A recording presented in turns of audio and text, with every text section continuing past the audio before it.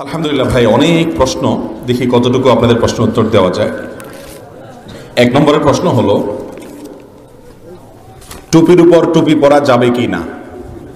টুপির উপর আরেকটা টুপি পরা, বিশেষ করে শীতের সময় টুপির উপর আবার কান টুপি পরার প্রয়োজন হয়। উত্তর হলো কোনো অসুবিধা নাই। আর চাইলে মূল টুপিটা পকেটে নিয়ে শুধু কান টুপি পরলেও কি আছে, কোনো অসুবিধা নাই। আর টুপি না পরলেও কোনো অসুবিধা। আমাদের দেশে টুপি পরাটাকে মুসলমানিত্বের বড় আলামত হিসাবে মনে করি আমরা, তাই না? এটা ইসলামে খুব গুরুত্বপূর্ণ কোনো বিষয় না। আসল বিষয় হলো আপনি হালাল পথে চলছেন কিনা, আল্লাহর ফরজ বিধানগুলো মানছেন কিনা, পাঁচ ওয়াক্ত নামাজ ঠিক মতো পড়ছেন কিনা, এটা হলো আসল বিষয়। মাথায় টুপি থাকা না থাকাতে তেমন কোনো অসুবিধা ব্যবধান নাই। অতএব টুপি একটার জায়গায় দুইটা, দুইটার জায়গায় তিনটা, বা টুপি একটাও পড়লেন না, এটাতে আপনার ইসলামের কোনো ক্ষতি হবে না। বাকি রাসূল আকরাম সাল্লাল্লাহু আলাইহি ওয়াসাল্লাম, সাহাবা একরাম টুপি পরেছেন, তারা টুপি পরেছেন। তাদের মহব্বতে যদি আপনি টুপি পরেন, তাদের অনুকরণে, অবশ্যই তার জন্য কি পাবেন? সওয়াব পাবেন। নামাজের বৈঠকে তাশাহুদের সময় সঠিকভাবে হাত তোলার নিয়মটা বলবেন। আমরা যখন তাশাহুদ পড়তে বসি নামাজে, এখানে আমরা তাশাহুদের মাধ্যমে আল্লাহ রাব্বুল আলামিনের একত্ববাদের সাক্ষ্য দিয়ে থাকি। মূলত আশহাদু আল্লা ইলাহা ইল্লাল্লাহ ওয়া আশহাদু আন্না মুহাম্মাদান আবদুহু ওয়া রাসূলুহু, আল্লাহর একত্ববাদের সাক্ষ্য দেই। আর আমাদের প্রিয় নবী সাল্লাল্লাহু আলাইহি সাল্লামের আল্লাহর রাসূল হওয়ার সাক্ষ্য দেই। এই সাক্ষ্য দেওয়ার মাধ্যমে আমাদের ঈমানের কথা আমরা প্রকাশ করি। আর সাক্ষ্য দেওয়ার নিয়ম হলো, মুখে কোনো আদালতে সাক্ষ্য দিলে, ইসলামী শরিয়ার আদালতের নিয়ম অনুযায়ী কারোর বিরুদ্ধে বা কারোর পক্ষে সাক্ষ্য দিতে হলে এই আঙ্গুল দিয়ে ইশারা করে দিতে হয়, অমুক অমুক অমুক। এটা হলো শাহাদাত আঙ্গুল, এটা হলো সাক্ষ্য দেওয়ার আঙ্গুল। এই জন্য আমরা যখন তাশাহুদ পড়ি নামাজের মধ্যে, আত্তাহিয়াতুল্লাহি পড়ি, তখন আমাদের এই সাক্ষ্য দেওয়ার সময় আশহাদু আল্লা ইলাহা ইল্লাল্লাহু আশহাদু আন্না মুহাম্মাদান আবদুহু ওয়া রাসূলুহু, আবার এটা বলার সময় আঙ্গুল উঠানোটা সুন্নাত। আঙ্গুল দিয়ে ইশারা করা কি সুন্নাত। অনেক উলামা একরামের মতে পুরো তাশাহুদের বৈঠক জুড়েই আঙ্গুল উঠায় রাখা সুন্নাত। কারণ হাদিসে কোন কোন হাদিসের ভাষ্য হলো, ইদা জালাসা লিত-তাশাহুদ, তাশাহুদে যখন বসবে, তার মানে বসার সঙ্গে সঙ্গে এটা শুরু হবে। আবার অনেক উলামাদের মতে যখন তাশাহুদ পড়বেন তখন উঠাবেন। আমাদের সমাজে অনেকে বলে, এই আঙ্গুল উঠাতে যদি দেরি হয়, আবার নামাইতে যদি ইল্লাল্লাহ সাথে সাথে নামায় না ফেলান, তাহলে ঈমান চলে যাবে। এরকম অনেক হাস্যকর কথা অনেকে বলেন। এই কথার কোনো ভিত্তি, ঈমান এত ঠুনকো না যে আঙ্গুলের ইশারায় শেষ হয়ে যাবে। অতএব এই আঙ্গুল উঠানো সুন্নাত। এখন কিভাবে উঠাবেন সেটার পদ্ধতি হলো এইভাবে। একেবারে 7ই মার্চে বঙ্গবন্ধু যেভাবে ভাষণ দিয়েছিলেন, সেই চিত্র সবাই চোখের সামনে আছে না? বঙ্গবন্ধু 7ই মার্চের সময় যে ভাষণ দিয়েছেন, যেভাবে আঙ্গুল যেভাবে ছিল হুবহু ওইভাবে থাকবে। শুধুমাত্র বঙ্গবন্ধুর আঙ্গুল উপরের দিকে ছিল। নামাজে বৈঠকের সময় আপনার আঙ্গুল রানের উপরে থাকবে, আঙ্গুলটা বরাবর উঠানো থাকবে, এভাবে। কথা বুঝে আসছে? এরপর আপনার তাশাহুদ শেষ হয়ে গেল, আপনি আবার হাতকে স্বাভাবিক করতে পারবেন। কথা বুঝাতে পারছি? জি। এটা নারী পুরুষ সকলের জন্য আঙ্গুল দিয়ে হাত ইশারা করা। সন্ধ্যাবেলা টাকা দেওয়া জায়েজ কিনা? সন্ধ্যাবেলা টাকা দিলে কোনো লাভ ক্ষতি হবে কিনা? ভাইরা আমার, লাভ এবং ক্ষতির মূল মালিক একমাত্র কে? আল্লাহ রাব্বুল আলামিন। টাকা সন্ধ্যার সময় দিলে লাভ হবে না, সকালে দিলে লাভ হবে, সকালে বাকি আসলে লস হবে, নগদ আসলে লাভ হবে, এসবগুলো শয়তানের শেখানো মন্ত্র। এসবগুলো শয়তানের শেখানো মন্ত্র। এগুলো বিশ্বাস করা কোনো মুসলমানের জন্য জায়েজ। এই কোরআনে কোথাও এটা নাই, রাসূল আকরাম সাল্লাল্লাহু আলাইহি ওয়াসাল্লামের হাদিসেও কোথাও এটা। ইসলামে কোন জিনিসটা সঠিক আর কোনটা বেঠিক, এটা বোঝার জন্য একমাত্র উপায় হলো কোরআন এবং হাদিসে তালাশ করা। কোরআন হাদিসে এরকম কোনো কথা বলা, তাহলে বোঝা গেল এটা নকল কথা। যে সন্ধ্যার সময় কাউকে টাকা দিলে কপালে দুর্গতি আছে, এরকম যদি কেউ মনে করে, তাহলে বুঝতে হবে তার ঈমান দুর্বল, শিরক। এ ধরনের বিশ্বাস শিরকপূর্ণ বিশ্বাস, ছোট শিরক। আল্লাহ তাআলা আমাদেরকে সমস্ত ভুল বিশ্বাস থেকে বেঁচে থাকার তৌফিক দান করুন। সন্ধ্যার সময় যদি কেউ টাকা নিতে চাইতে আসে, বা কাউকে টাকা দিতে হয়, আপনি না দেওয়ার নিয়ত থাকলেও দিয়ে দিবেন, যাতে করে আপনার এই ভুল ধারণাটা কি হয়, ভেঙে যায়। এরপরে প্রশ্ন, নবী সাল্লাল্লাহু আলাইহি সাল্লাম মাটি নাকি নূরের তৈরি, তা মানা কি ইমানের জন্য আবশ্যক?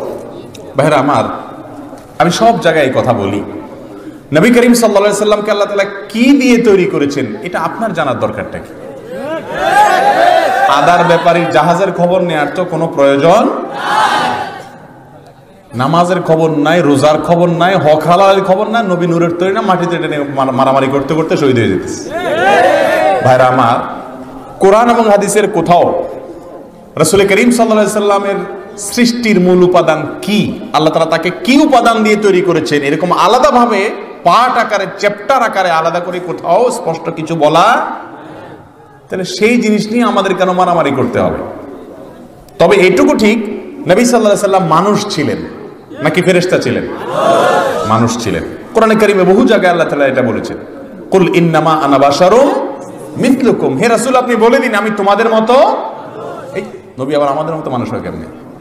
ইউহা ইলাইয়া, এজন্য আয়াতের পরের অংশে আল্লাহ পার্থক্য করে দিয়েছেন, তোমাদের মতো রক্ত মাংসে গড়া মানুষ আমি ঠিক, তবে পার্থক্য হলো আমার কাছে ওহী আসে, আমি নবী আর তোমরা সাধারণ মানুষ।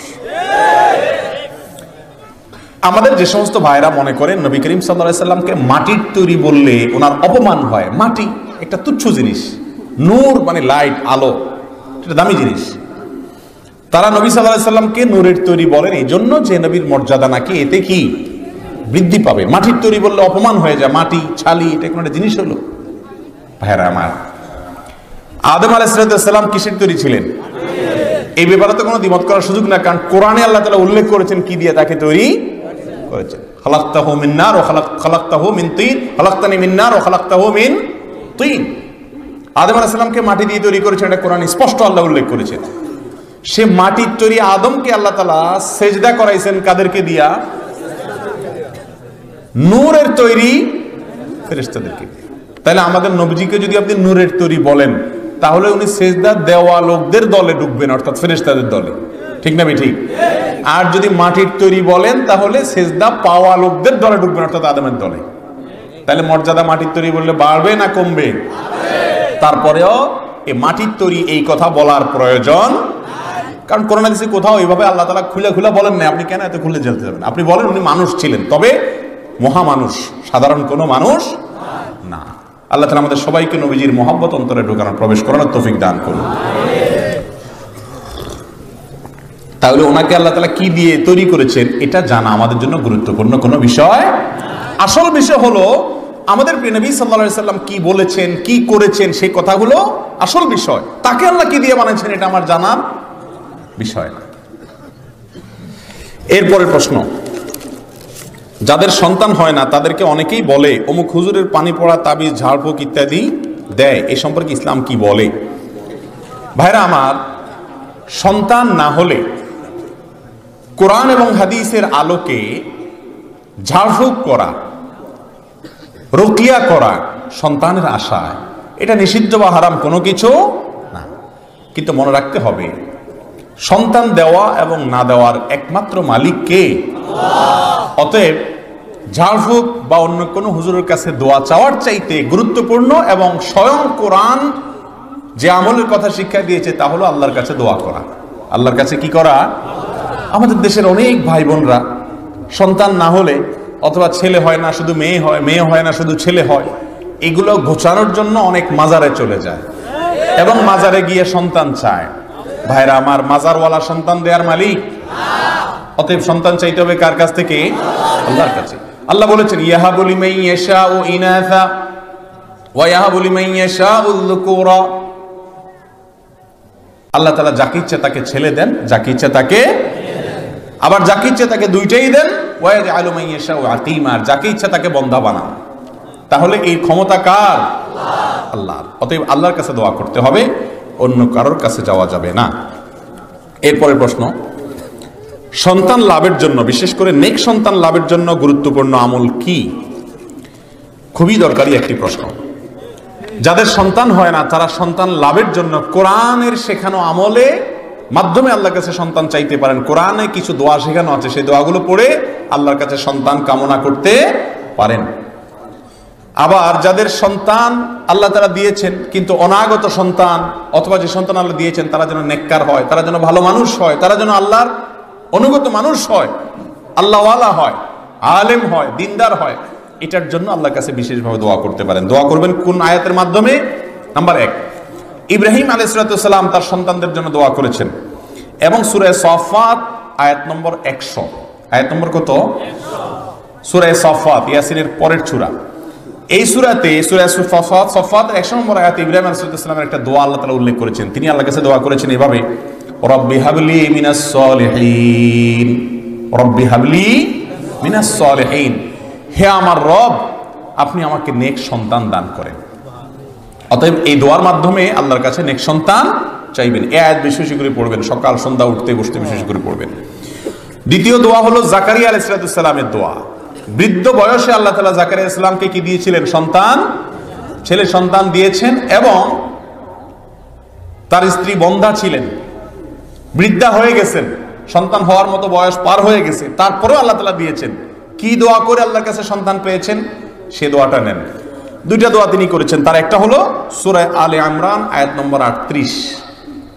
এই আয়াতে তার একটি দোয়ার কথা আল্লাহ কোরআনে উল্লেখ করেছেন, আল্লাহর কাছে ভালো লেগেছে তার সে দোয়াটা। কি দোয়া ছিল? রব্বি হাবলি মিন লাদুনকা যুররিয়াতান তাইয়্যিবা ইন্নাকা সামিউদ দুআ। এর অর্থ হলো, হে আমার রব আপনার তরফ থেকে আপনি আমাকে পবিত্র এবং ভালো সন্তান দেন, আর আপনি দোয়া শুনেন, অথবা আমার দোয়া আপনি শুনেন। এই দোয়া পড়ার পর আল্লাহ তাআলা তাকে সন্তান দিয়েছেন। সূরা আলে ইমরান আয়াত নম্বর 38। জাকারিয়া আলাইহিস সালামের আরো একটি দোয়া ছিল সূরা আম্বিয়া আয়াত নম্বর 89। সূরা আম্বিয়া আয়াত নম্বর 89। এই আয়াতের মাধ্যমে তিনি আল্লাহর কাছে দোয়া করেছেন। কি দোয়া করেছেন? তিনি বলেছেন, রব্বি লা তাদারনি ফারদা ওয়া আনতা খায়রুল ওয়ারিসিন, হে আমার রব আমাকে আপনি একা একা রাখিয়েন না, অর্থাৎ সন্তান দিয়েন, ওয়ারিস দিয়েন, আপনি সর্বোত্তম ওয়ারিস দাতা, সন্তান দাতা। এই দোয়া তিনি আল্লাহর কাছে করেছেন।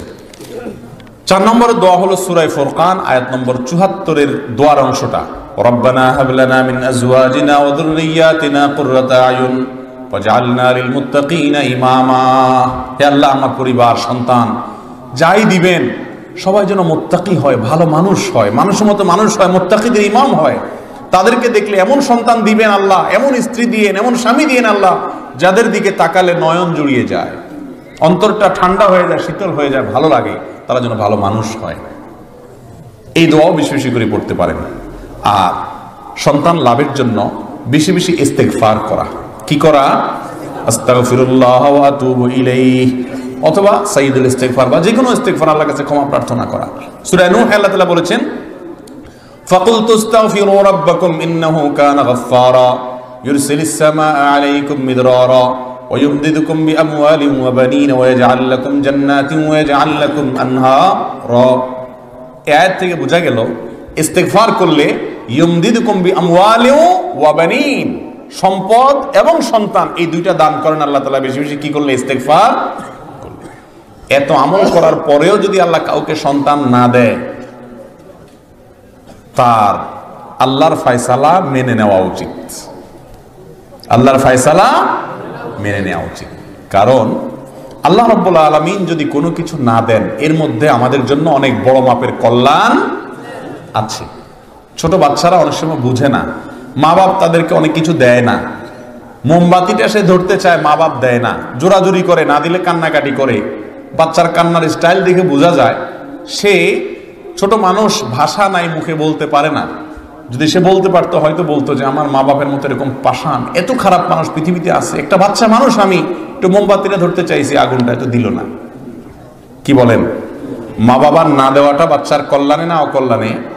সে যত অস্থির হোক, যত কান্নাকাটি করুক, তার জন্য না দেওয়াটাই ভালো। সন্তান আল্লাহ তাআলা দিলেন একটা বিকলাঙ্গ অথবা অমানুষ, অথবা এমন সন্তান যে সন্তান হওয়ার পর আপনি বলতেন আল্লাহ এটা হওয়ার চাইতে না হওয়া, অথবা আল্লাহ তাআলা সন্তান দুনিয়াতে দিলেন না, বিনিময়ে জান্নাত দিয়ে দিলেন। লস প্রজেক্ট না লাভের প্রজেক্ট? শুধু কি লাভ? লাভের উপরে লাভ। এই জন্য আল্লাহর ফয়সালা মেনে নেওয়া এটা বড় ধরনের একটা পরীক্ষা। আল্লাহ তাআলা আমাদেরকে উত্তীর্ণ হওয়ার তৌফিক দান করুন। এরপরের প্রশ্ন, গান বাজনা হালাল না হারাম? কোন মাযহাবে বা কোন তরিকায় কি গান আছে কিনা? মাজারে বা পীরের গায়ে সিজদা দেওয়া যায় কিনা? তাজিমি সিজদা বলে কোন সিজদা আছে কিনা? অনেকে বলে পীর সাহেবকে তাজিমি সেজদা করা যায়। ভাইরা আমার, তাজিমি সেজদা মানে হলো সম্মানসূচক সেজদা। অনেকে মনে করে আদম আলাইহিস সালামকে আল্লাহ তাআলা সেজদা দেওয়ার নির্দেশ করেছেন কাদেরকে? ফেরেশতাদেরকে। সেই সেজদা ছিল আদম আলাইহিস সালামের প্রতি সম্মান প্রদর্শনমূলক সেজদা। আমাদের দেশের অনেক ভাইরা বলেন যে আদমকে যদি ফেরেশতারা সেজদা করতে পারে তাহলে আমরা আমাদের পীর সাহেবকে সেজদা করতে অসুবিধাটা কি?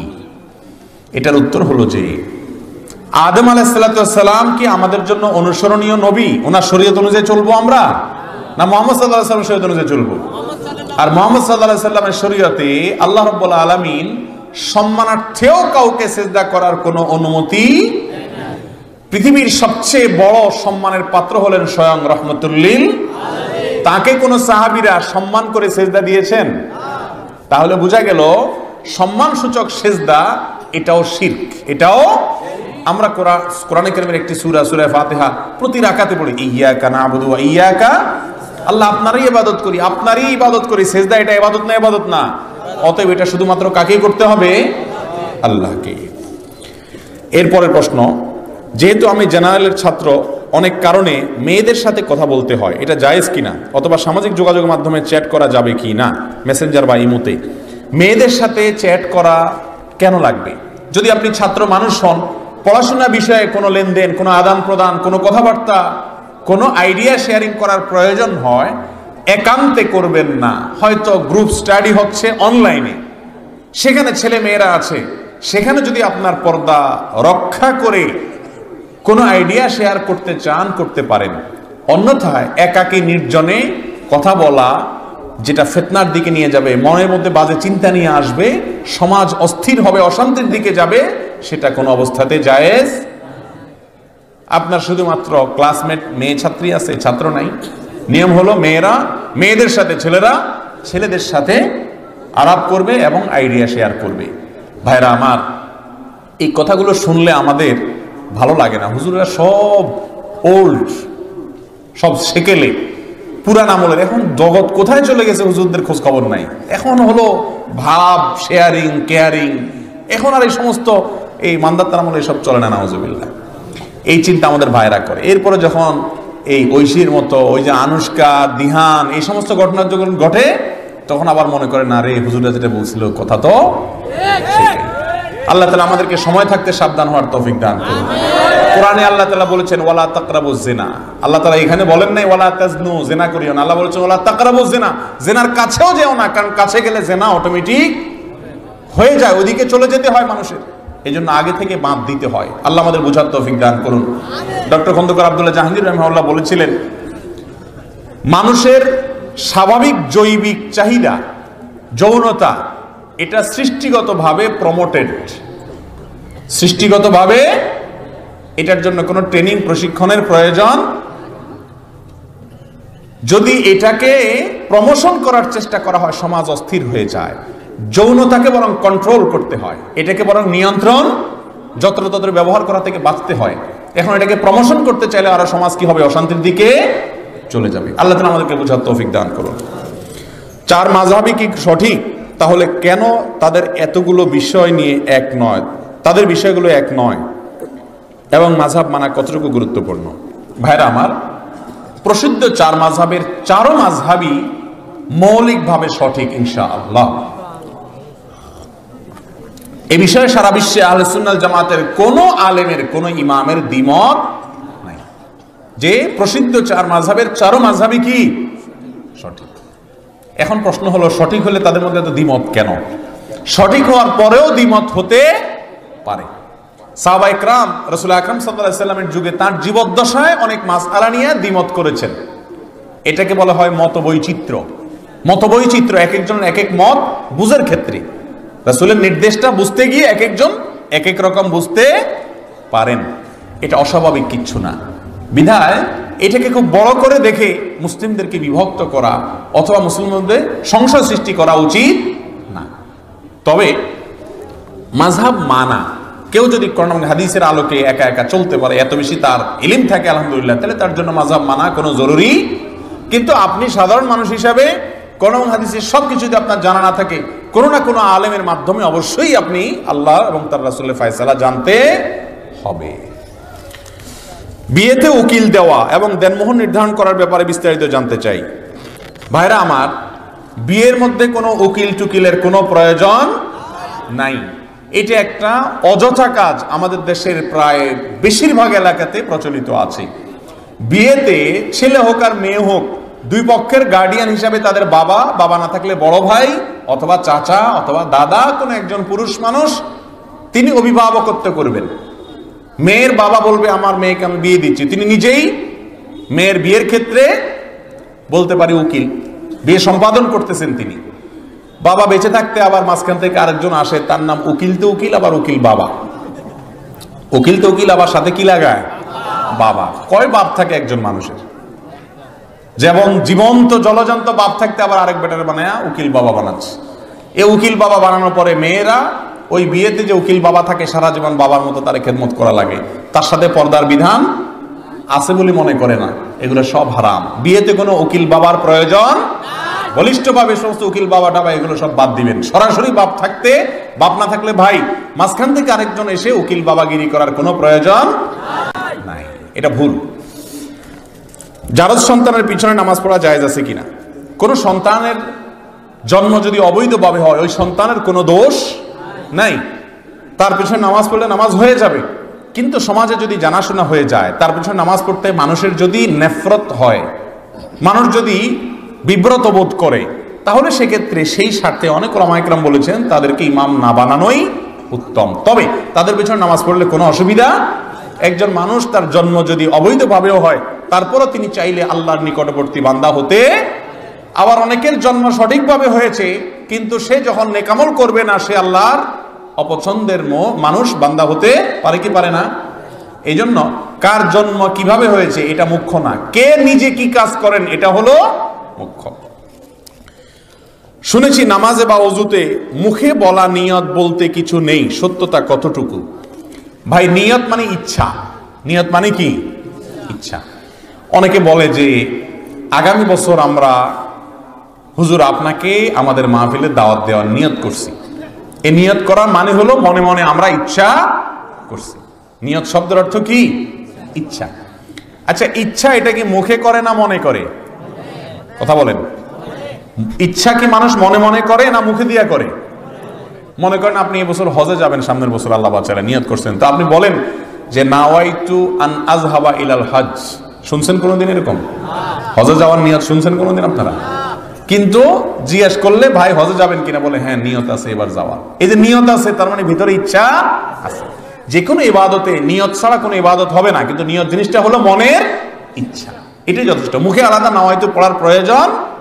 এখন অনেকে বলবেন যে আমরা সারা জীবন পড়ে আসছি, কোত্থেকে হুজুর এগুলা গজাইছে, সব উল্টে দিচ্ছে এরা। ভাইরা আমার, খেতে ধান যখন লাগান শুধু ধান গাছ হয় না, সাথে আগাছাও হয়? আগাছাগুলো ফেলে দিতে হয়, তাহলে ফসলটা। সুন্নতের সাথে সাথে কিছু আগাছা, কিছু ভুলভ্রান্তিও সমাজে, কোরআন এবং হাদিসে যদি নাই, কিন্তু সমাজে সেটাকে ভালো কাজ মনে করে, ইসলামের কাজ মনে করে কেউ করে, তাহলে বুঝতে হবে এটার নাম আগাছা, বেদাত। এই বেদাত তুলে তুলে সমাজ থেকে কি করে দিতে হবে? ফেলে দিতে হবে, তাহলে ফসল ভালো হবে, সুন্নত ইবাদত ভালো হবে। এই মুখে নিয়ত করা, এটা এরকম একটা কাজ। মুখে নিয়তের কথা কোরআন হাদিসে আমাদেরকে শেখানো হয় নাই। অন্তরে নিয়ত করবেন। আপনি কেন দাঁড়াইছেন? আপনার মনে মনে আপনার টার্গেট আছে যে আমি এখন এশা নামাজ পড়তে দাঁড়াইছি, বাস, এটাই কি নিয়ত। বর্তমানে মহিলা পুরুষ একই সাথে ব্যবসা চাকরি করে, ইসলামী শরিয়া মোতাবেক মহিলাদের কাজ করার ব্যাপারটি কতটুকু জায়েজ? ভাইরা আমার, নারীরা ব্যবসা করলে ব্যবসা করতে পারবে, পুরুষদের মাধ্যমে তারা ব্যবসা করবে। খাদিজা রাদিয়াল্লাহু তাআলা আনহার টাকা দিয়ে আমাদের নবী সাল্লাল্লাহু আলাইহি ওয়াসাল্লাম ব্যবসা করেছেন না? এটা হলো মেয়েদের ব্যবসা করার নিয়ম। যদি ফিজিক্যালি তারা অফিস করতে হয়, ব্যবসার জন্য যেতে হয়, তাহলে সেটাও হালাল হবে যদি এগুলো ঠিক রেখে যদি করতে। গিফট হিসাবে দেওয়াতে কোনো অসুবিধা নাই। মুশকিল হলো এই আংটিটার নাম হলো এঙ্গেজমেন্টের আংটি, তার মানে আংটি পরায়া শিকল বাইন্ধে দিলাম, আর যাইতে পারবে না।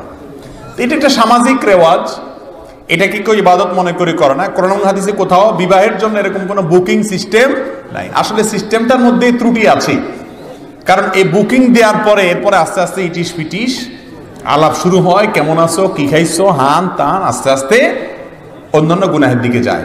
যতক্ষণ পর্যন্ত বিবাহের আকদ সম্পন্ন না হবে, দুইজন সাক্ষীর সামনে প্রস্তাব আর কবুল না হবে, ততক্ষণ পর্যন্ত বিবাহ সম্পাদন। আংটি একটা না, 10 আঙ্গুলে 10টা পরাইলেও বিবাহ হয় না যতক্ষণ পর্যন্ত আকদ না হবে। আর তার আগ পর্যন্ত কোনো প্রকার সম্পর্ক রাখা কি নাই জায়েজ। কিন্তু আজকাল বলে যে বোঝাপড়ার দরকার আছে। হঠাৎ একটা লোকরা, আপনারা এগুলো কল্পনাও করতে, শুধুমাত্র প্রেমের গান মুখ দিয়া গায়া মিছামিছি তথাকথিত প্রেমের নাটক করলে হবে? আসল প্রেম ভালোবাসা এই চাচিদের সাথে চাচাদের ছিল, চুলাচুলি হইতো না, ওনাদের কোনো আংটি ফাংটি দেওয়া নেওয়া হয় না। তো দিলে নিলে, হাদিয়া দিলে নিলে কোনো অসুবিধা নাই, আংটি হাদিয়া হিসেবে দেওয়া যেতে পারে। কিন্তু এটা দিলে আমার স্বামী হয়ে গেল, স্ত্রী হয়ে গেল, এবার আমরা আলাপ সালাপ করতে পারি, এরকম কোনো কথা সঠিক না। বরং এঙ্গেজ করে ঝুলায় রেখা জেনার রাস্তা খোলা হয়, এটা জায়েজ নাই। জুমার নামাজে 1 রাকাত মিস হলে দ্বিতীয় রাকাত কি একা আদায় করবে নাকি জোহর হিসেবে 4 রাকাত পড়তে হবে? উত্তর হলো দ্বিতীয় রাকাত একা আদায় করবেন। ইমামের সাথে জুমা 1 রাকাত পাইছেন, 1 রাকাত পাইছেন, ইমাম সালাম ফিরাই ফেলছেন, তার নামাজ শেষ, এখন আপনি কয় রাকাত পড়বেন? আর 1 রাকাত পড়বেন। এটা না যে যেহেতু জুমা আমার 1 রাকাত মিস হয়ে গেছে অতএব আমি আর 3 রাকাত মিলে জোহর 4 রাকাত পড়বো, এমন না। ইমামের সাথে 1 রাকাত পূর্ণাঙ্গ পেলে আর কয় রাকাত পড়তে হবে? 1 রাকাত। আমি একটা অন্যায় কাজ করলাম এবং কাজটি করার পর ক্ষমাও চাইলাম। যে ব্যক্তির কাছে ক্ষমা চাইলাম, যদি উনি ক্ষমা না করেন সেক্ষেত্রে আমার করণীয় কি? ভাইরে, কারোর যদি অধিকার নষ্ট করেন, একজনকে একটা গালি দিয়েছেন, খারাপ কথা বলেছেন, তার হক নষ্ট করেছেন, সম্পদ লুণ্ঠন করেছেন, বা যে কোনোভাবে তার অধিকার নষ্ট করেছেন, এরপরে তার কাছে ক্ষমা চাইবেন। সে যদি ক্ষমা না করে, ক্ষমা না করলে ক্ষমা করা পর্যন্ত মাপ চাইবেন। যেহেতু কিয়ামতের দিন রাসূল আকরাম সাল্লাল্লাহু আলাইহি ওয়াসাল্লাম বলেছেন প্রত্যেকটা পুঙ্খানুপুঙ্খ হিসাব নেওয়া হবে। অতএব আল্লাহর কাছে কিয়ামতের দিন বিচারের মুখোমুখি হওয়ার আগে দুনিয়া থেকে মাপ টাপ চেয়ে নিও। সেখানে কেউ কাউকে মাফ করবে, দুনিয়াতে মাফ করে নাই, পায়ে জড়ায় ধরেন, চোখের পানি ফেলেন, কেঁদে দেন, আচরণ দিয়ে প্রমাণ করেন যে আপনি অনুতপ্ত, আপনি লজ্জিত। ইনশাআল্লাহ যত বড় পাষাণ হোক এক সময় ইনশাআল্লাহ মাফ করবে। সেরকম করতে হবে, আদায় করতে হবে।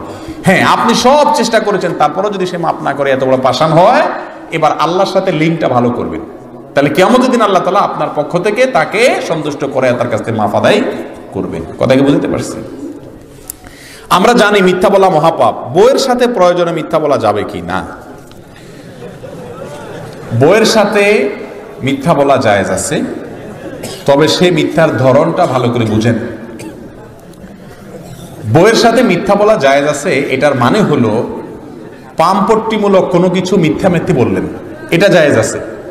যেমন কথার কথা স্ত্রীকে বললেন যে দেখো এত স্বাদের রান্না আমি কোথাও খাই না, যা খাই বাইরে সব মাটি মাটি লাগে আমার কাছে, তোমার হাতের রান্না সুবহানাল্লাহ। আপনার ভালো না লাগলো, এটা বললেন খুশি করার জন্য বেচারিকে। অথবা বললেন যে তুমি মানুষটা এত সুন্দর, চাঁদ এগুলো সব মিশামিশি, চাঁদের চেয়ে তুমি সুন্দর মাশাআল্লাহ। বাসায় ঢুকে লাইটটা বন্ধ করে দিলেন। কেন লাইট বন্ধ করে দিছো? বলে তুমি থাকলে আসলে লাইট টাইট দরকার হয় না, আল্লাহ তাআলা তোমাকে এত সুন্দর বানাইছেন। এই জাতীয় তারিফ বা প্রশংসামূলক কথা যদি বলেন, এগুলো এক ধরনের মিথ্যা কথাই হয়। কিন্তু এরকম ঘুরায় মিথ্যা কথা বলা স্ত্রীকে খুশি করার জন্য জায়েজ। স্বামী স্ত্রীর সম্পর্কটা আল্লাহর কাছে কত প্রিয় যে একটু ঘুরায় ঘেরায় বললেও আল্লাহ সেটা জায়েজ রেখেছেন। হাদিসে আসছে সেটা কি আছে? জায়েজ আছে। কারণ আল্লাহ চান স্বামীর সাথে স্ত্রীর ভালোবাসাটা মজবুত হোক। মোবাইলে ফেসবুকে আকাম কুকাম করবেন, বিবাহের আগে হারাম সম্পর্ক করবেন, আপনি যতই চাইবেন প্রকৃত ভালোবাসা কখনো হবে, কিছুদিন হবে, এক সময় থাকবে না। তো এই জন্য স্ত্রীকে এই ধরনের মিছা কথা বললে জায়েজ আছে। আপনি শাড়ি একটা কিনে আনছেন 1000 টাকা দিয়া, এবার আয়না স্ত্রীকে বলতেছেন তোমার জন্য শাড়ি কিনছি, জানো 5000 টাকা দিয়ে কিনে আনছে। এই মিছা কথা যদি বলেন, মাশাআল্লাহ বলবেন না, মায়ের চোটে হাড্ডিমাড্ডি গুঁড়া হয়ে যাবে। কারণ কোনো কারণে ওই 1000 টাকার ট্যাগ উঠাইতে ভুলে গেছেন, ওইটা যদি মহিলা দেখে ফেলে অথবা কোনোভাবে জেনে যায়, তখন তো আপনাকে মৃত্যু হিসাবে আজীবন জানবে। তো এরকম মিথ্যা বলা জায়েজ নাই। মিথ্যা শুধু প্রশংসামূলক, স্বামী স্ত্রী একে অন্যকে বলতে পারে। আবার এটা মহিলারা এই ওয়াজ শুনে ফেললে এরপরে আপনি যতই তারিফ করেন, বলবে ও চান্দু তুমি ওই হুজুরের ওয়াজ শুনে আমার মিথ্যা পাম দিতেছো। তখন প্রশংসার ধরন পাল্টাইবেন। এখন সব কি আর শিখিয়ে দেওয়া যাবে? তখন প্রশংসার ধরন পাল্টাবেন। এক কথায় স্ত্রীকে আস্থায় রাখবেন, ভালোবাসা দিবেন, তার ভালোবাসা নিবেন, তার কোনো কিছু খারাপ থাকলে বহুত ভালো গুণ আছে সেটা মনে করে ধৈর্য ধারণ করবেন, ইনশাআল্লাহ সুখী সমৃদ্ধ জীবন হবে। স্বামী স্ত্রীর মধ্যে সম্পর্ক যত ভালো হবে, গাঢ় হবে, আল্লাহ তত খুশি হবে। কথা বুঝে আসছে? নামাজের পরে সম্মিলিত মুনাজাত করা জায়েজ আছে কিনা? কেউ যদি মুনাজাত করে তাহলে কি গুনাহ হবে কিনা? প্রথম কথা হলো, ইবাদতের ক্ষেত্রে জায়েজ তালাশ করা যায় না। ইবাদতের ক্ষেত্রে তালাশ করতে হয় সুন্নত কোনটা। ইবাদতে জায়েজ না, জায়েজ হলো দুনিয়ার কাজে, এটা খাওয়া জায়েজ কিনা, এটা বলা জায়েজ কিনা। দুনিয়ার কাজে হলো জায়েজ না জায়েজ তালাশ করতে হয়। ইবাদতের মধ্যে জায়েজ তালাশ করতে হয় না, ইবাদতের মধ্যে তালাশ করতে হয় কি? সুন্নাত। কথা কি বুঝাতে পারছি? জায়েজ মানে এই কাজটা করা যাবে কিনা, জায়েজ কিনা এর মানে হলো এই কাজটা করা যাবে, ইবাদতের মধ্যে করা যাবে কিনা না। কিভাবে করতে হবে, নবীজি কিভাবে করতে বলেছেন এটা জানতে হয়। 5 ওয়াক্ত নামাজের পরে দোয়া কবুল হয়, এই জন্য কেউ সালাম ফেরানোর পরে আল্লাহর কাছে হাত তুলে যদি কিছু চায় তাহলে কোনো অসুবিধা। কিন্তু সালাম ফেরানোর পরে রেডিমেড হাত তোলা, রেডিমেড বুঝুন তো, অটোমেটিক সালাম ফেরানো শেষ আল্লাহুম্মা আমিন, এই রেডিমেড মুনাজাত এটা কোরআন এবং হাদিস দ্বারা প্রমাণিত। সালাম ফেরানোর পরে মুসল্লি সহ ইমাম সাহেব সহ সবাই মূলত কিছু দোয়া জিকির করবে, আস্তাগফিরুল্লাহ আস্তাগফিরুল্লাহ আস্তাগফিরুল্লাহ আল্লাহুম্মা আনতাস সালাম ওয়া মিনকাস সালাম, আর অনেক দোয়া আছে, এগুলো পড়বে, এগুলো সুন্নাত। আমাদের দেশের 99.9% মানুষ 5 ওয়াক্ত নামাজের পরে সুন্নাত দোয়া জিকিরগুলো জানেন না, কিন্তু সালাম ফেরানোর পরে রেডিমেড মুনাজাতের কথা সবাই, যে কাজটা রাসূল আকরাম সাল্লাল্লাহু আলাইহি ওয়াসাল্লাম সারা জীবন করেছেন সেটা আমরা জানি না, সুন্নাত উঠে গেছে। নবী করিম সাল্লাল্লাহু আলাইহি ওয়াসাল্লাম মদিনাতে 10 বছর ইমামতি করেছেন, তারপরে 4 খলিফা মিলে 30 বছর ইমামতি করেছেন, মোট 40 বছর। 40 বছরে প্রায় 80,000 কম বেশ 80,000 কাছাকাছি ওয়াক্ত নামাজ পড়াইছেন। তারা যদি আমাদের মতো এরকম সালাম ফেরানোর পরে রেডিমেড হাত তুলতেন, হাত 80,000 বার যদি এরকম ঘটনা ঘটতো, তাহলে হাদিসে কি পরিমাণ বর্ণনা থাকতো, যারা হাদিস সম্পর্কে ন্যূনতম ধারণা রাখেন তারা বলতে পারবে। নবীজি সাল্লাল্লাহু আলাইহি ওয়াসাল্লাম একবার থুতু ফেললে সেটা 10 জন সাহাবী দেখলে 10টা হাদিসে চলে আসে। তার ব্যক্তিগত বলতে কিচ্ছু নেই, প্রাইভেসি বলতে কিচ্ছু নেই, স্ত্রী সহবাসের ক্ষেত্রে কোন দোয়া পড়বে সেটা হাদিসে চলে আসছে, টয়লেটের ভিতরে কিভাবে পবিত্র হবেন সেটা হাদিসে আসছে। এক যুদ্ধে ফজর নামাজের পরে মুখ দিয়ে বিড়বিড় করে কিছু বলতেছেন, সাহাবায়ে কেরাম তো নাছোড়বান্দা, ইয়া রাসূলুল্লাহ কি দোয়া পড়ছেন আমাদেরকে বলে দেন। সেই সাহাবীরা নবীজি যদি সালাম ফেরানোর পরে সাহাবীদেরকে নিয়ে আমাদের মতো এরকম 2 হাত তুলে এভাবে সিস্টেমিক্যাল দোয়া করতেন, হাজার হাজার লক্ষ লক্ষ হাদিস থাকতো, কোথায় সেই হাদিস? কথা কি বুঝাইতে পারছি? ওলামায়ে কেরাম একটু চিন্তা করেন, নবীজির পদ্ধতি অনুযায়ী ইবাদত করতে হবে। সালাম ফেরানো শেষ জিকির এবং দোয়া করবেন।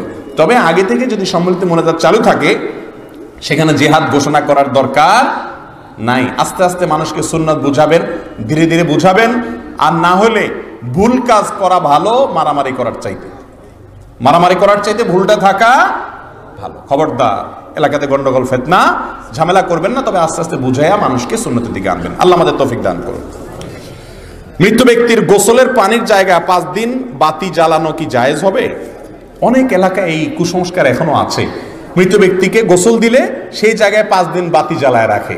এটা সম্পূর্ণ কুসংস্কার এবং শয়তানি কর্মকাণ্ড, এটা করা জায়েজ নাই, এটা করা যাবে না। মৃত ব্যক্তিকে গোসল দিলে সেখানে বাতি জ্বালাইতে হয় এরকম কথা কোরআন হাদিসের কোথাও নাই, এটা ফালতু কথা, মন গড়া কথা। বর্তমানে ইসলামী সঙ্গীতে যে বাদ্যযন্ত্র বাজানো হয় তা শোনা জায়েজ হবে কিনা? ভাইরা আমার, আমরা আলোচনাতে বলেছি শুরুতে, বাদ্যযন্ত্র ব্যবহার যদি করা হয়, গানের কথাতে যত ভালো কথা হোক, এমনকি যদি কোরআনের আয়াতও তেলাওয়াত করা হয় আর সাথে বাদ্যযন্ত্র যুক্ত করা হয়, তাহলে সেটা হালাল না হারাম? কারণ মাআজিফ বাদ্যযন্ত্রকে রাসূল আকরাম সাল্লাল্লাহু আলাইহি ওয়াসাল্লাম বলেছে এটা হারাম করা হয়েছে, কিয়ামতের আগে মানুষকে হালাল মনে করবে। যার কারণে বাদ্যযন্ত্র এটা যদি কোনো তথাকথিত ইসলামিক গানে যুক্ত হয়, সে গান শোনাও জায়েজ।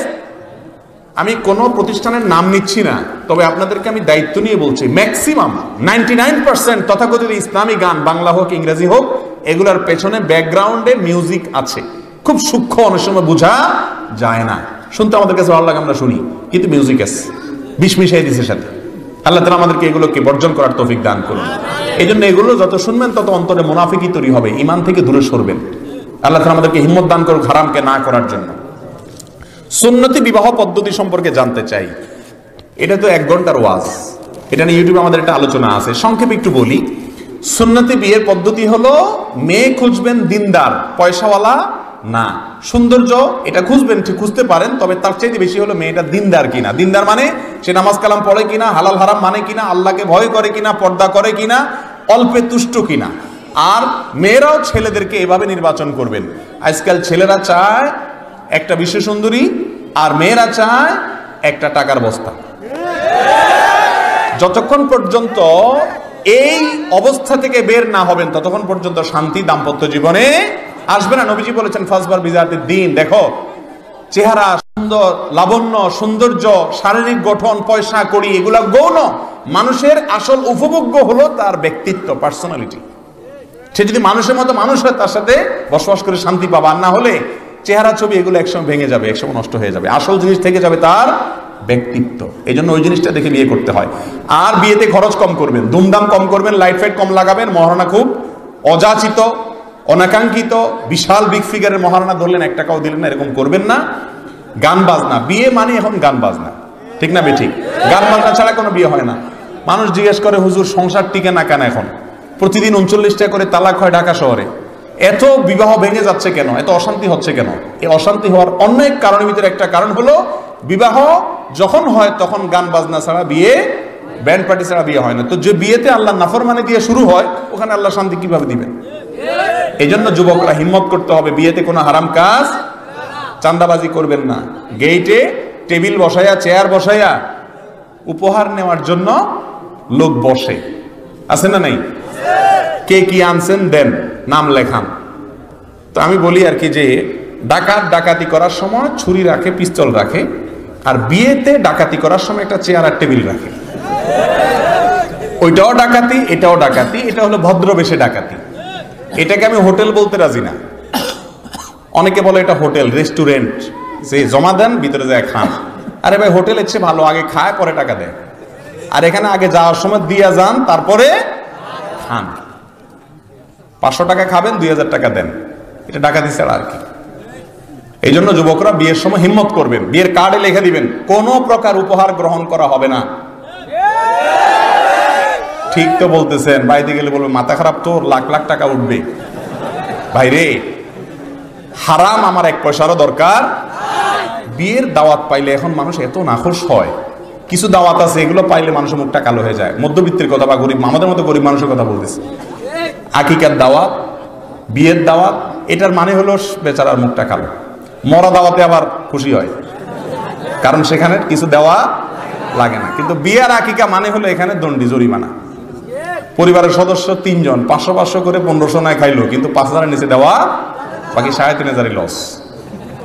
তো এইভাবে ওই বেচারা বাধ্য হয়ে আনে। কারণ যেভাবে গেইটে আপনি খাতা কলম নিয়ে বসছেন, খালি হাতে গেলে চোখ গোড়ায় গোড়ায় তাকাবে, এটা কি দাওয়াতে আসছে না বিনা দাওয়াতে আসছে? ভাইরা আমার, এটা উচিত না। যুবকরা হিম্মত করেন, এ সমস্ত অনাচার, সামাজিক অনাচারের বিরুদ্ধে আমাদের দাঁড়াইতে হবে। হ্যাঁ, বিয়ের মধ্যে কেউ হাদিয়া দিতে পারে, কোনো অসুবিধা নেই। হাদিয়া হবে, যাহা আসে সাদিয়া তাহা হলো হাদিয়া। যাহা আসে সাদিয়া তাহা হলো হাদিয়া।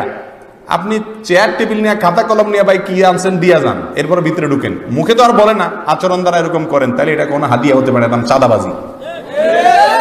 আল্লাহ তাআলা আমাদেরকে এগুলোর থেকে বেঁচে থাকার তৌফিক দান করুন। কিয়াম করা হাদিস দ্বারা কতটুকু প্রমাণিত? ভাই, কিয়াম শব্দের অর্থ দাঁড়ানো। হাদিসে দাঁড়ানো নিষেধ নাই। ওই যে অনেক ভাই দাঁড়ায় আছে, সব কিয়াম করতেছে, কোনো অসুবিধা নেই। কিন্তু মিলাদ পড়তে পড়তে, নবীজির প্রতি দুরূদ পাঠ করতে করতে দাঁড়ায় যেতে হবে, এমন কোনো কথা হাদিসে বলা। আপনারা নামাজের মধ্যে দুরূদ পড়েন কি পড়েন না? দুরূদ পড়তে পড়তে দাঁড়ায় যান, কেন দাঁড়ান না? কারণ দুরূদ যদি বসে বসে পড়েন তাহলে বসে বসে পড়তে পারেন, কোনো অসুবিধা। আবার যখন দাঁড়ানো অবস্থায় পড়েন, দাঁড়ানো অবস্থায়ও পড়তে পারেন। কিন্তু বসা অবস্থায় দুরূদ শুরু করলে এক পর্যায়ে দাঁড়ায় যেতে হবে। এটা যদি জরুরি হতো তাহলে নামাজের মধ্যেও দুরূদ পড়তে পড়তে এক পর্যায়ে দাঁড়ায় যাওয়া লাগতো কি লাগতো না বলেন? আচ্ছা, দুরূদ পড়া বড় না কোরআন শরীফ পড়া বড়? কোরআন কারীম পড়া বড় না?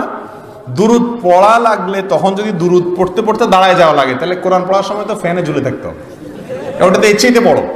এগুলো ভুল ধারণা আমাদের। আল্লাহ আমাদেরকে সঠিকটা গ্রহণ করার তৌফিক দান করুন। বিদআতটা ছাড়ার জন্য হিম্মত লাগে, সঠিক যেটা শুনবেন গ্রহণ করতে হবে।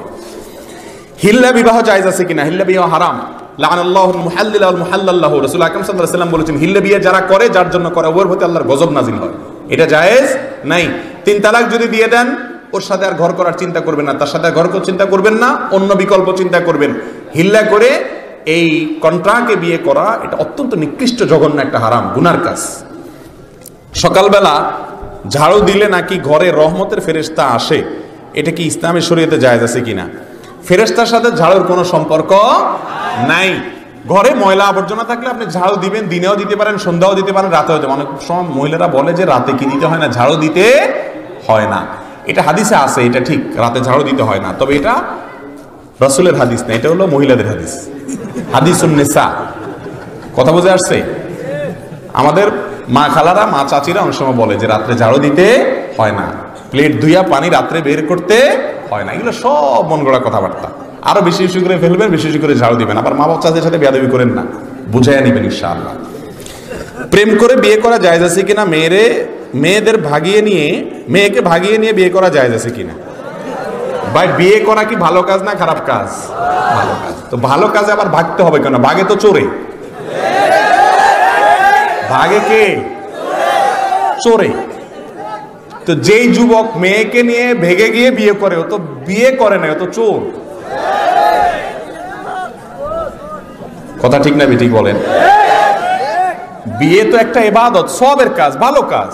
এখানে আবার ভাগতে হবে কেন? বুক ফুলাইয়া বাপের বেটার মতো, বুক ফুলানো দরকার না, বুক ফুলালে মানুষ জামাই অহংকারী। বিনয়ের সাথে বিয়ে করবেন, আবার মেয়ের নিয়ে পালাবেন কেন? পালানো মানে তো লক্ষণ খারাপ। এই পালানোর বিয়ে জায়েজ, এগুলো গুনাহ। ভাইরা আমার, যৌবনের ভ্রম, বয়সের সমস্যা। এই জন্য যৌবন বয়সে হারাম থেকে বাঁচার জন্য হিম্মত লাগে, সৎ সাহস লাগে। মনে রাখেন, অসময়ে ইটিস পিটিস করবেন, সময়ে শান্তি পাবেন না। ধৈর্য ধারণ করেন, মোহাব্বত সব জমা রাখেন, বৈধ বিয়ে হবে, সব ভালোবাসা একসাথে ছাড়বেন স্ত্রীকে। এমন মোহাব্বত হবে এক ডোজে কিয়ামত মরণ পর্যন্ত ইনশাআল্লাহ ভালোবাসা থাকবে। আর ভালোবাসা বিয়ের আগে থেকে খরচ করবেন, খরচ করতে করতে করতে করতে আস্তে আস্তে আকর্ষণ কমতে কমতে বিঘর্ষণ হয়ে যাবে। বিয়ের পরে 2 দিনের ভিতরে 3 দিনে দুইজনের রাস্তা 2 দিকে হয়ে যাবে।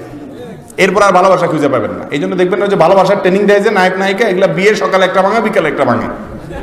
কারণ হলো আগে থেকে এই তথাকথিত ভালোবাসা বিলাইতে বিলাইতে সময় মতো আর ভালোবাসা থাকে না। যুবক ভাইয়েরা, ভালোবাসার জোগাড় করে রাখেন বৈধ স্ত্রীকে উপহার দেওয়ার জন্য। পৃথিবীর সবচেয়ে শ্রেষ্ঠ প্রেমিক হলো বিবাহের পরে স্বামী এবং স্ত্রীর যে প্রেম থাকে, সে প্রেম। আল্লাহ আমাদেরকে তৌফিক দান করুন। অনেকে বলে জেনা থেকে বাঁচতে হস্তমৈথুন করা জায়েজ আছে, এ সম্পর্কে কিছু বলুন। না, এ কথা এভাবে সঠিক নয় ভাইরা আমার। হস্তমৈথুন করা, হাত দিয়ে বীর্যপাত করা, এটা জঘন্য অপরাধ এবং হারাম। অনেক যুবক ভাইরা গোপনে গোপনে হারাম কাজটি করছেন, অত্যন্ত জঘন্য অপরাধ। আল্লাহ তাআলা বলেছেন, ফামান ইবতাগা ওয়ারাআ যালিকা ফাউলাইকা হুমুল আদুন।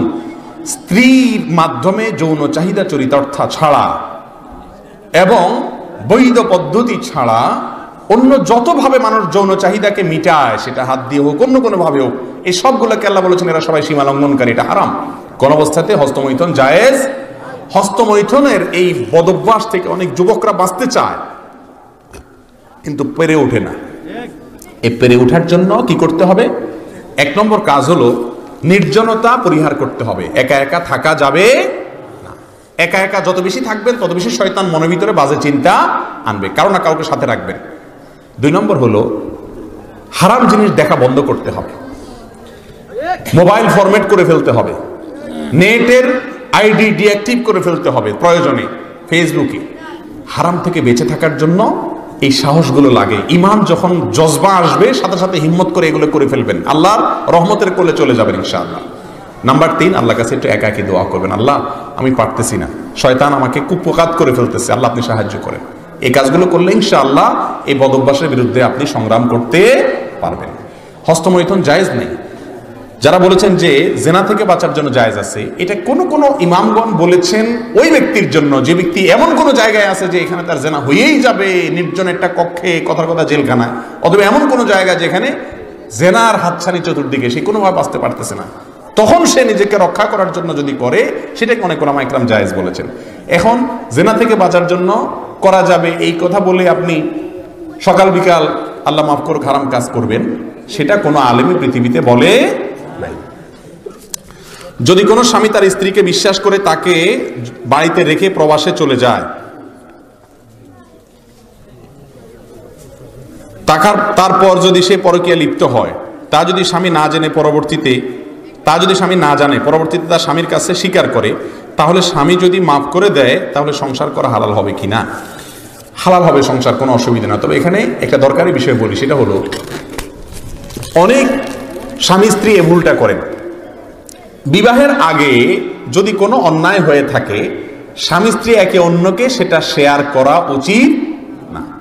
অনেক স্বামী আছে অযথা মেয়েকে জিজ্ঞেস করে তোমার সাথে অন্য কারো সম্পর্ক ছিল কিনা, বলো, আমি মনে কিছু করব না, আমি তোমাকে মাফ করে দিব। তখন মহব্বতের চোটে মহিলা বলে ফেলায়। আমার কাছে একজন ফোন দিছে যে ভাই আমাকে বলে ফেলছে সে, আমি তো আগে ওয়াদা করছি মাফ করে দেবো, কিন্তু এখন তো আর তার সাথে আমার ঘর করতে ইচ্ছা করতেছে না। শয়তানি কাজগুলা করা, এই জন্য সমস্ত বাজে চিন্তা করবেন না।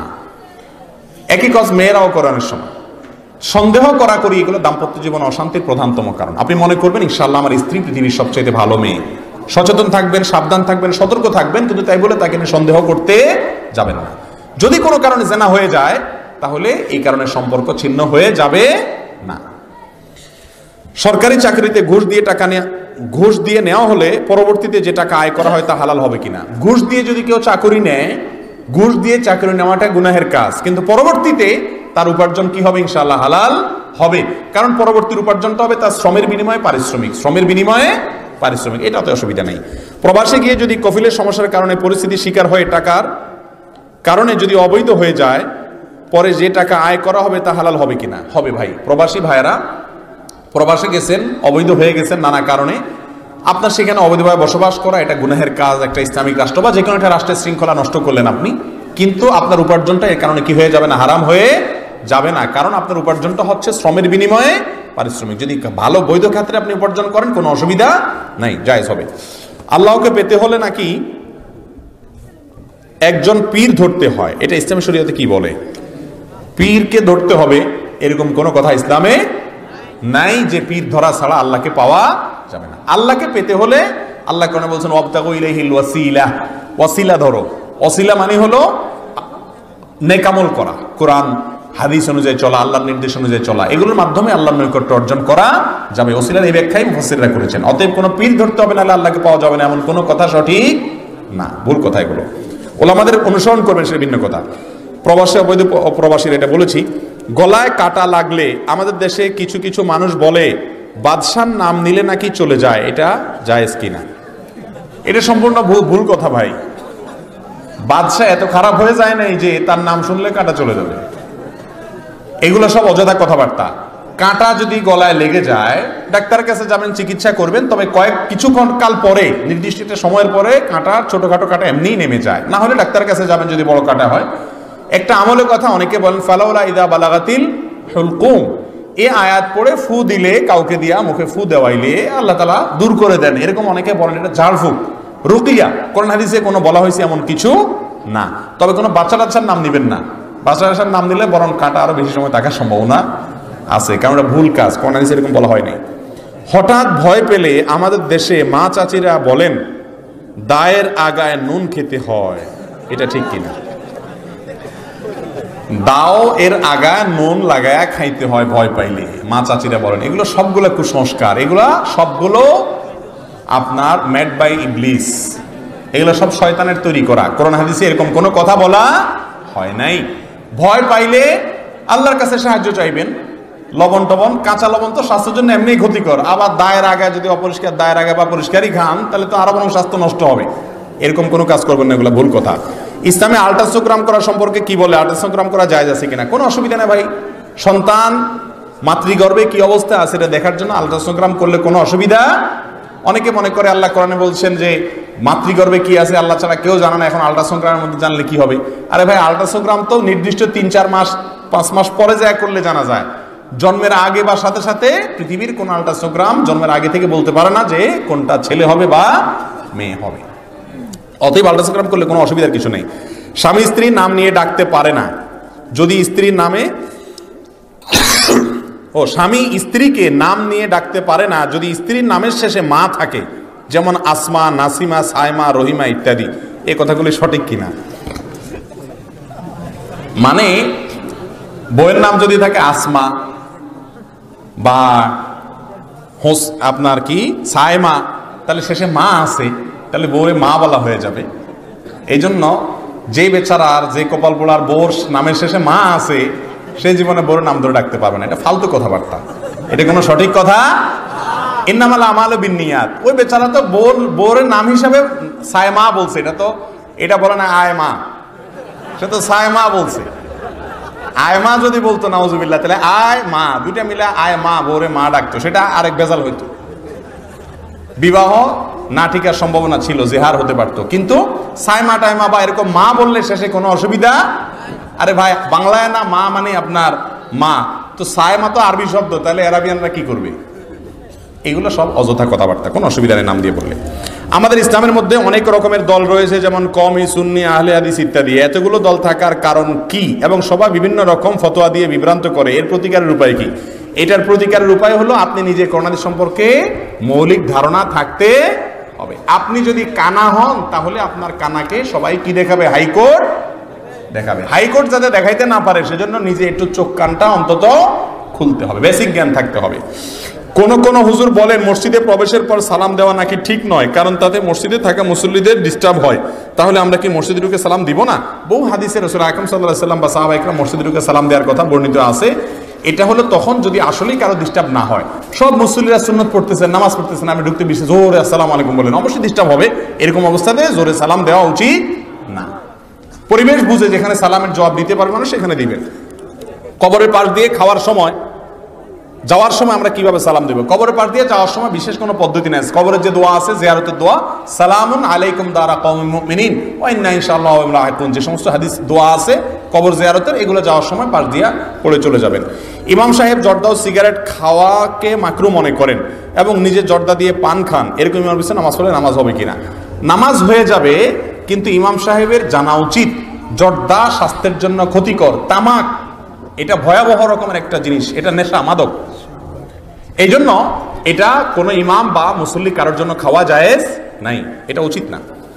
বিসমিল্লাহির রহমানির রহিম কি সূরা ফাতিহার অংশ? বিসমিল্লাহির রহমানির রহিম সূরা ফাতিহার অংশ কিনা এটা নিয়ে ইখতিলাফ আছে। ইমাম আবু হানিফার মতে এটা কোরআনের অংশ না, ইমাম শাফিঈর রহমাতুল্লাহ মতে কোরআনের অংশ। আমাদের কাছে বেশিতর বিশুদ্ধতর মত হলো এটাই যে সূরা ফাতিহার অংশ বিসমিল্লাহির রহমানির রহিম না। তবে বিসমিল্লাহির রহমানির রহিম এটা কোরআনের আয়াত, কারণ সূরা নামলে আল্লাহ বলেছেন ইন্নাহু মিন সুলাইমান ওয়া ইন্নাহু বিসমিল্লাহির রহমানির রহিম। কলেজ বিশ্ববিদ্যালয়ে পড়ুয়া ছাত্রীদের তথ্য আদান প্রদানের মাধ্যম হিসেবে নিজস্ব চ্যাটিং গ্রুপ এবং ফেসবুক গ্রুপ ইত্যাদি থাকে। যেহেতু সেখানে সকল ধর্মাবলম্বী ছাত্রছাত্রী থাকে, সেহেতু গ্রুপ রুলসে ইসলামিক কিছু শেয়ার করা থেকে বিরত থাকতে বলা হয়। এই গ্রুপে ইসলামিক আলোচনা শেয়ার করা যাবে না ইত্যাদি। বুঝতে পেরেছি ভাই। অন্যান্য ধর্মের মানুষ যদি থাকে, তাদেরকে যদি ইসলামিক কিছু শেয়ার করেন, তারা যদি বিরক্ত হয়, তাহলে সেখানে শেয়ার না করাই উচিত। জোর করে ইসলাম কাউকে দেওয়া যায় না। আমি একটা ওষুধ কোম্পানিতে চাকরি করি। দেশের প্রথা অনুসারে আমার সহ সকল কোম্পানিগুলো মার্কেটে বিক্রির বাড়ানোর জন্য ডাক্তারদেরকে মাসিক অর্থ প্রদান করা হয়। আমার প্রশ্ন, এই কার্যক্রম ইসলাম সমর্থন করে কিনা? সম্পূর্ণ হারাম, জায়েজ নাই। ডাক্তারদেরকে কোনো উৎকোচ বা ঘুষ দেওয়া জায়েজ নাই। এর মাধ্যমে আপনার যে সমস্ত লোকেরা রোগী, তাদের অধিকার নষ্ট হয়। বর্তমান যুগে প্রচলিত কেবল টিভি নেটওয়ার্কে ডিশ অ্যান্টেনা ব্যবসা করা জায়েজ আছে কিনা? জায়েজ নাই, কারণ এটা সতের চাইতে অসৎ ব্যবহার বেশি হয়। ইমাম যদি নাবিতে হাত বেঁধে আর মুক্তাদি বুকে হাত বাঁধে, নামাজ হবে কিনা? নামাজ হবে, কোনো অসুবিধা নাই। মানুষ মরার পর যে কোরআন খতম দেওয়া হয়, এটা ঠিক কিনা? না, মানুষ মরার পরে কোরআন খতম দেওয়ার কোনো সিস্টেম ইসলামে নাই। নিজের মা বাবার জন্য নিজে দোয়া করবেন। কোরআন খতম করলে মৃত ব্যক্তির তরফ থেকে সেটা জায়েজ আছে কিনা, এটা নিয়ে ইখতিলাফ আছে। যদি করাও যায়, যাদের মতো জায়েজ আছে তাদের মতো নিজ নিজ ওয়ারিসেরটা নিজ নিজ করবেন। টাকা দিয়ে খতম পড়ানো জায়েজ নাই। আমি একটা ব্যবসা করতে গিয়ে আমার কিছু টাকা প্রয়োজন, কিন্তু কারোর কাছে হাওলাত চাইলে পাওয়া যায় না। তার জন্য যদি আমি এনজিও থেকে সুদের টাকা নিয়ে, আমার হারাম হবে কিনা? অবশ্যই হারাম হবে, কারণ আপনার জন্য, যদি আপনি এটা ছাড়া বাঁচতে পারেন, অন্য বিকল্প বহুত থাকে, বাঁচার জন্য এগুলোর দরকার হয় না, ব্যবসার জন্য করতে হয়। মাহফিলে বক্তারা যে ওয়াদাবদ্ধ শ্রোতাদেরকে অনেক ওয়াদা করে, না বুঝে ওয়াদাবদ্ধ হয়, ঠিক কিনা? ওয়াদা করা বলতে যদি টাকা কালেকশন করেন মাহফিলে, ভাই বলেন জোর করে নাম নেওয়ান, সেটা কি নাই? জায়েজ নাই। লজ্জা পড়ে মানুষ থেকে টাকা আদায় করা, লজ্জা ফেলায় জায়েজ নাই। মাগরিবের নামাজের পর 6 রাকাত নামাজ পড়লে কি 12 বছর নফল নামাজের সওয়াব হবে? মাগরিবের পরে 6 রাকাত নামাজকে আউবের নামাজ বলে আমাদের আলেমরা। এটা সম্পর্কে একটা হাদিসে আছে, কিন্তু হাদিসে সনাতী মুহাদ্দিসিন ইকরাম বেশিরভাগই জয়ীফ বলেছেন, দুর্বল সূত্রে বর্ণিত বলেছেন। তো হাদিসে আছে। স্ত্রীর জন্য শ্বশুর-শাশুড়ির খেদমত করা কি? স্ত্রীর জন্য শ্বশুরের খেদমত করা এটা জরুরি কিছু না, তবে নৈতিক দায়িত্ব। স্বামী যেহেতু আমার ভালোর জন্য অনেক কষ্ট করতেছেন, অতএব স্বামীর বাবা মার হয়ে তার পক্ষ থেকে তাদের সেবা করার চেষ্টা করা উচিত। কিন্তু শ্বশুর শাশুড়ি মনে রাখা উচিত, স্ত্রী এটা কোনো কাজের মেয়ে না, ছেলের বউ এটা কোনো কাজের মেয়ে না। অনেক সময় ছেলেদের বিয়েই করা হলো কিসের জন্য? কাজের জন্য। এটা জায়েজ নেই। জেনা কাজ করে দুইজন ভুল বুঝতে পেরে তওবা করার পর কোন সম্পর্ক ছাড়া হালাল সম্পর্কের জন্য অপেক্ষা করা যাবে কিনা? হালাল সম্পর্কের জন্য অপেক্ষা করা যেতে পারে, কিন্তু কথাবার্তা বললে যোগাযোগ রাখলে হারামের দিকে আবার চলে যেতে পারে, সেই জন্য না রাখা উচিত। অনেক মাহফিলে কিছু কিছু বক্তা শুধু হাসায়, এটা ইসলাম কি বলে, কতটুকু শরীয়তসম্মত? মাহফিল এটা কোনো কৌতুকের মঞ্চ না ভাই, এটা কোরআন হাদিসের বলার জিনিস। ইসলাম অত্যন্ত সিরিয়াস বিষয়। ইসলাম কোনো খেলনা বা তামাশার বস্তু না। প্রিয় নবী সাল্লাল্লাহু আলাইহি ওয়াসাল্লাম যখন কোরআন হাদিসের কথা বলতেন, ইসলামের কথা বলতেন, অত্যন্ত সিরিয়াসনেসের সাথে বলতেন। যদি কখনো কথার মধ্যে কোনো হাসির কথা চলে আসে, ব্যক্তিত্ব নষ্ট না হয়, ইসলামের ওজন নষ্ট না হয়, তাহলে হালকা হাসলো, এটাতে অসুবিধা নাই। কিন্তু মাহফিলের আগাগোড়া আপনার হাসানো, কান্দানো, কিচ্ছা কাহিনী বলে বলে রসিয়ে রসিয়ে বিনোদন করা, এটা কোনো ম্যাগাজিন অনুষ্ঠান না। এটা জায়েজ না, এটা উচিত না, দাওয়াতের পদ্ধতির খেলাফ। বিয়ের পরের রাত নাকি কাল রাত, স্বামী স্ত্রী একসাথে থাকতে পারে না এবং চেহারাও দেখতে পারে না। বিয়ের পরের রাতটা হলো লাল রাত। এখানে প্রশ্নকর্তা বলছেন কাল রাত, আমি বললাম কোন রাত? লাল রাত। লাল রাত মানে বুঝলেন? লাল রাত মানে হলো, লাল মানে তো হাসি খুশির ব্যাপার। বিয়ের রাত প্রথম মাত্র বোঝাপড়া হলো, তারপরের রাত ইনশাআল্লাহ মহব্বতের রাত। এখানে বলা হয়েছে যে দেখা সাক্ষাৎ করা যাবে না, ওই দিন আরো বেশি দেখা সাক্ষাৎ করতে হবে, বড় থেকে কোথাও যাওয়া যাবে না, ওটা সারাদিন বাসায় বসে থাকতে হবে ওই দিন। অতএব এটা কাল রাত না, এটা কি? লাল রাত। এগুলো সব ভুয়া এবং ভিত্তিহীন কথাবার্তা, যারা বলে কাল রাত টাল রাত। অন্যের বউকে পালিয়ে নিয়ে বিয়ে করলে কি ইসলামে জায়েজ আছে কিনা? ভাই এটা তো আমরা আগেই বলেছি, বিয়ে এটা পালানোর জিনিস না। যদি কেউ পালাপালি করে বিয়েতে, তাহলে বুঝতে হবে ওটা চোর, ওটা ভালো মানুষ না। আর অন্যের বউকে নাউজুবিল্লাহ, তাহলে তো হারাম, সারা জীবন জেনা করবে, এটা জায়েজ নেই। রমজান মাসে স্ত্রী যদি সহবাস করতে চায়, রোজা অবস্থায় সহবাস করলে রোজা ভাঙবে কিনা? সহবাস করলে শুধু রোজা ভাঙবে না, ইমানও ভাঙার, অর্থাৎ তাকওয়াও ভাঙার ব্যাপার আছে।